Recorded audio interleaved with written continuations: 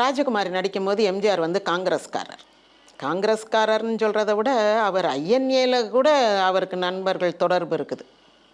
Indian national ஆர்மின்னு சொல்கிறாங்களே, நேதாஜி சுபாஷ் சந்திரபோஸ், அவங்களோட கூட அவருக்கு தொடர்பு இருக்குது. அவர் சில வேலைகள்லாம் அவங்களுக்காக செய்கிறாரு. அப்போது அவர் கழுத்தில் தாமரமணி மாலை, நெத்தியில் விபூதி, அப்புறம் ஒரு சுண்டு விரல் அளவு குங்குமப் பொட்டு புருவத்துக்கு நடுவில், வெள்ளை கதர் ஜிப்பா வேஷ்டி, இப்படி தான் இருப்பார். அவர் ஒரு காங்கிரஸ்காரர். காந்தி மேலே ரொம்ப அபிமானம் கொண்டவர். இன்னும் கூட அவருக்கு 2வது மனைவி, அந்த முதல் மனைவி இறந்து 2வது சதானந்தவதி திருமணம் செய்யும்போது திடீர்னு கூப்பிட்டு விட்டுறாங்க, ஊருக்கு வான்ட்டு. வந்த இடத்துல உனக்கு கல்யாணன்றாங்க. ஐயோ, இந்த கல்யாணம் வேண்டவே வேண்டான்னு ஊரில் இல்லாத அத்தனை சாமியும் கும்பிட்றாரு.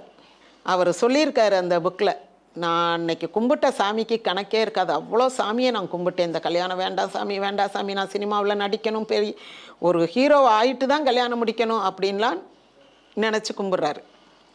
அப்போ இன்னொரு கண்டிஷன் ஒன்று வைக்கிறாரு, நான் கதர் கட்டி தான் கல்யாணம் பண்ணுவேன், பட்டு கட்ட மாட்டேன்னு. அவங்க அம்மா, சரிப்பா நீ ஏதாவது கட்டிக்கிட்டு வா, வந்து தாலியை கட்டிக்கிட்டு போ அப்படின்றாங்க.